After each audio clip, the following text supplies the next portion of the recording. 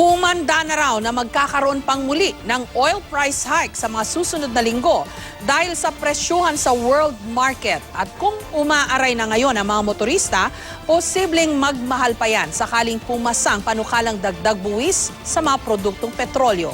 May report si Tina Panganiban Perez. Mukhang wala pa rin patid ang sunod-sunod na oil price hike nitong mga nakaraang linggo ayon na mismo sa Department of Energy.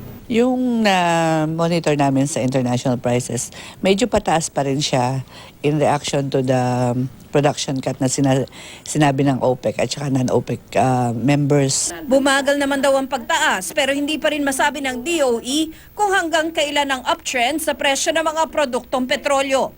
Mas mapapaaray pa si Juan de la Cruz kapag naisabatas ang panukala ng Department of Finance na dagdagan ng buwis sa mga produktong petrolyo. Walang pinapataw na excise tax sa diesel, kerosene, bunker fuel at LPG dahil kinukonsiderang mga socially sensitive product. Balak ng DOF, patawan ng mga ito ng excise tax na 6 na piso kada litro o kilogram.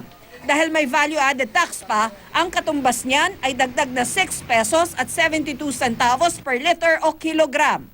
Ang 4 pesos at 35 centavos per liter na excise tax naman sa regular gasoline, leaded at unleaded premium gasoline, aviation turbojet fuel at iba pa, gusto ng Finance Department na itaas sa 10 piso kada litro.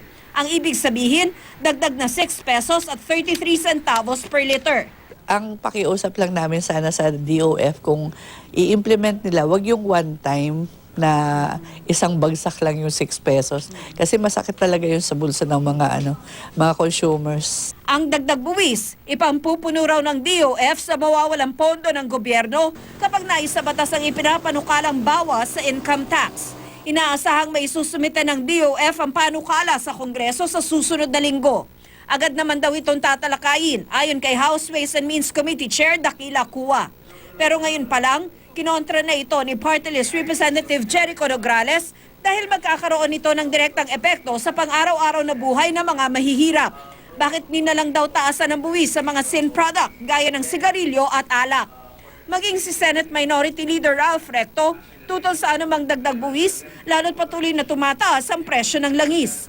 Ilang buwan na ang nakakaraan na maghain ng mga transport group ng petisyon para sa dagdag sa minimum fare na mula 50 sentimos hanggang piso. Pero wala pa ring aksyon ng LTFRB.